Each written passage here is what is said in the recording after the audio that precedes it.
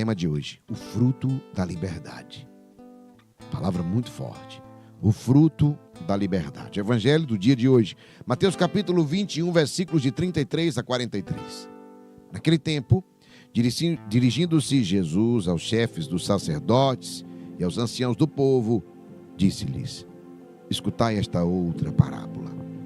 Certo proprietário plantou uma vinha, pôs uma cerca em volta, fez nela um lagar para esmagar as uvas e construiu uma torre de guarda. Depois arrendou-a a vinhateiros e viajou para o estrangeiro. Quando chegou o tempo da colheita, o proprietário mandou seus empregados aos vinhateiros para receber seus frutos. Os vinhateiros, porém, agarraram os empregados e espancaram a um, mataram a outro e ao terceiro apedrejaram. O proprietário mandou de novo outros empregados em maior número do que os primeiros, mas eles os trataram da mesma forma. Finalmente, o proprietário enviou-lhes o seu filho, pensando: ao meu filho eles vão respeitar. Os vinhateiros, porém, ao verem o filho, disseram entre si: este é o herdeiro, vinde, vamos matá-lo e tomar posse da sua herança. Então agarraram o filho, jogaram-no para fora da vinha e o mataram. Pois bem, quando o dono da vinha voltar, que fará com esses vinhateiros? Os sumos sacerdotes, os anciãos do povo responderam: com certeza mandará matar de modo violento esses perversos e arrendará a vinha a outros vinhateiros, que lhe entregarão os frutos no tempo certo. Então Jesus lhes disse: vós nunca lestes nas Escrituras? A pedra que os construtores rejeitaram tornou-se a pedra angular. Isto foi feito pelo Senhor e é maravilhoso aos nossos olhos. Por isso eu vos digo: o reino de Deus vos será tirado e será entregue a um povo que produzirá frutos. Palavra da salvação. Glória a vós, Senhor. Amado, amada, essa palavra de hoje é fortíssima. O evangelho de hoje, ele fala muito forte para nós. E eu quero me deter ao versículo 33. Se puder, coloca o versículo, só o versículo 33, André. Porque ele nos dá uma noção ampla sobre o cuidado de Deus, sobre a obra que ele nos dá, e a obra mais preciosa dele, que somos nós. E a sua entrega de amor por nós. Isso aqui é muito forte. Aqui estão condensados todos os atos criadores de Deus. Olha como é interessante. Como é que fala? Fala de um proprietário. Não é isso? Um certo proprietário. Então, e é interessante porque se você for olhar no termo original mesmo, na verdade o termo utilizado na Bíblia é oikodespotes, que quer dizer dono de casa, chefe da família. Então é interessante que não é propriamente um proprietário, é um dono de casa, um chefe de família. E perceba, pelo ambiente formado, é exatamente uma casa. Olha o ambiente formado dessa vinha. É o vinha que é uma casa ampla. Uma casa nos moldes antigos, uma fazenda, um sítio, uma quinta. Isso aqui é muito forte porque esse termo está se referindo. Quem é afinal esse proprietário? Na verdade, esse dono da casa, esse chefe de família. Ele está utilizando, se referindo a Deus, Pai. Sabe? Que sabe muito bem o que é um ambiente vital para nós seres humanos. Nós precisamos de uma casa. A gente precisa de casa. A gente precisa ter o nosso lugar. Você pode ver, você pode morar na casa dos outros, a melhor do mundo. Quem casa quer casa. Não é a casa mais rica, mas você precisa ter uma casa boa. A casa boa não é a casa mais rica. Escreva: minha casa precisa ser boa. Pode escrever: minha casa precisa ser boa. Como assim, Geraldinho? Estou boa no sentido mesmo, boa. Um bom lugar. Um lugar onde você possa sentir exatamente esse ambiente vital. Aquele ambiente aquele lugar privilegiado. Sabe? E Deus sabe dos seus filhos ter necessidade. E Ele sabe também como funciona uma casa. E é interessante, porque eu vi até um vídeo na internet. André, você tem aí, não tem, André? Eu vi um vídeo na internet, até mandei a André para colocar. E eu queria que ela colocasse aqui, que você vai ver. O cara faz presta atenção se ela colocar o vídeo. Ele faz um pedido. Hoje nós estamos na época da inteligência artificial.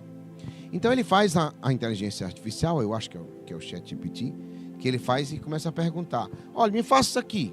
Porque a inteligência artificial, ela cria, né? Se você pedir, ela me cria até igual a mim. Um avatar igual a mim. Então, preste atenção. Coloca aqui, André. Olha aí, a inteligência artificial. Foi feita uma pergunta. Faça uma casa de 100 mil reais. Faça uma casa de 1 milhão de reais. Bem maior. Faça uma casa de 100 milhões de reais. Fez uma muito maior. Faça uma casa, casa mais cara do mundo. Maior ainda. Faça a casa mais cara do universo. Fez uma coisa, né, intergaláctica. Aí ele faz a pergunta, né? Faça uma casa que o dinheiro não paga. E a casa nem era maior do que as outras. O que a casa tinha? Gente. O que a casa tinha? Harmonia. O que a casa tinha? Aconchego. As pessoas estavam livres, à vontade. Era isso que vocês viram naquela última imagem. As pessoas estavam livres. Então, quando eu disse a você, minha casa precisa ser boa, a sua casa é um lugar que você precisa se sentir à vontade. Geraldinho, mas não é, faça ser. Porque senão você vai ficar pulando de casa em casa, e se você não é uma pessoa que tem a capacidade de fazer a sua casa ser boa, você não vai conseguir fazer essa agora, nem a outra, nem a outra. Não é uma mudança, nem é uma construção. Se minha casa for maior, se for mais cara, não. Sua casa tem que ser aquela que o dinheiro não compra. A sua casa precisa ser aquela que o dinheiro não compra. Entenderam? Mas isso não depende dos outros. Preste atenção que eu vou mostrar aqui para vocês na palavra. Meus irmãos e minhas irmãs, depois que ele diz, volta o versículo 33, André, que o proprietário, ele plantou uma vinha. Certo, proprietário plantou uma vinha. Então lembra, no sentido de dono da casa, ele plantou lá na sua casa uma vinha. Essa vinha retorna à imagem daquele jardim do Éden. Olha como é interessante isso. Por quê? Foi criado para nutrir o ser humano. O alimento necessário para sobreviver. Aquilo que é essencial. A casa do Senhor se estabelece na sua vinha.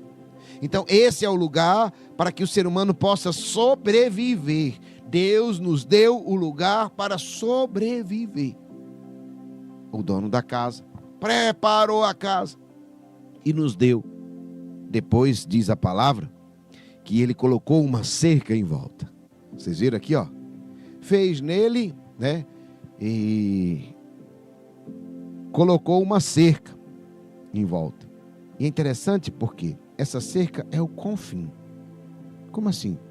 É o limite. Por que Deus fez isso?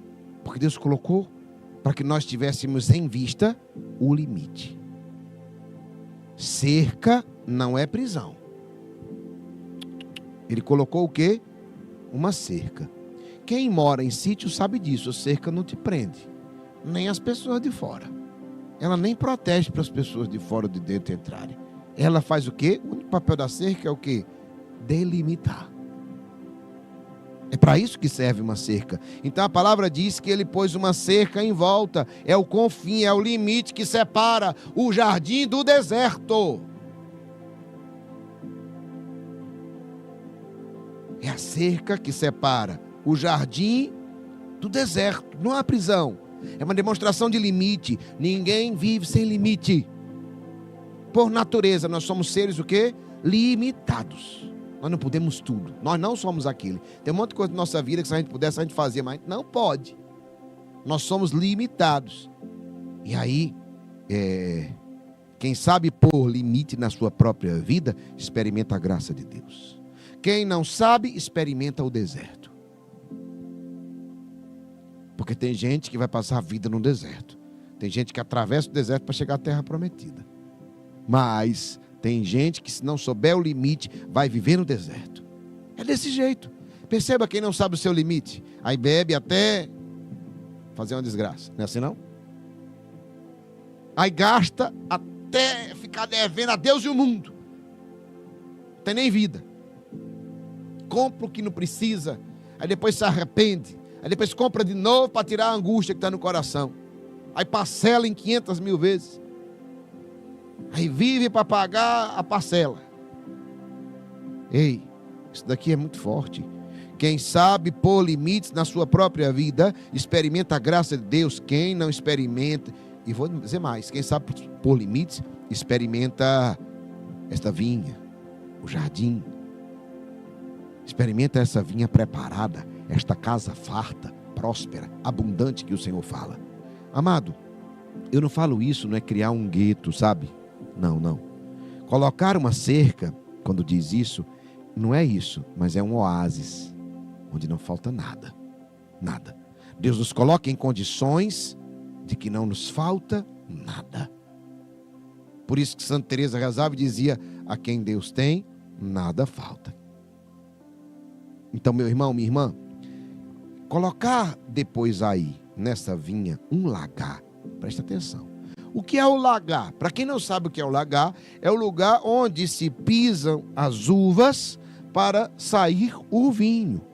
Ou seja, é um lugar onde vai brotar sempre o vinho novo. Tem sempre vinho novo. E o que é isso? Qual o significado? O vinho da alegria constante, a felicidade constante, duradoura e perene que Deus oferece aos seus filhos. Então presta bem atenção para ver se você está entendendo. Deus nos coloca uma casa. Ele está nos dizendo. E nessa casa tem o quê? Proteção.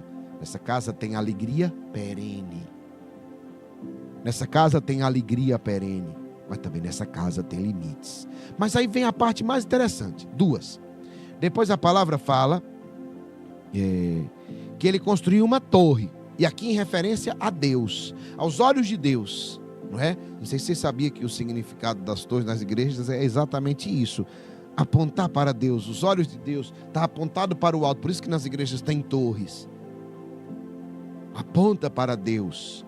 Ou seja, aquele lugar é referência de Deus.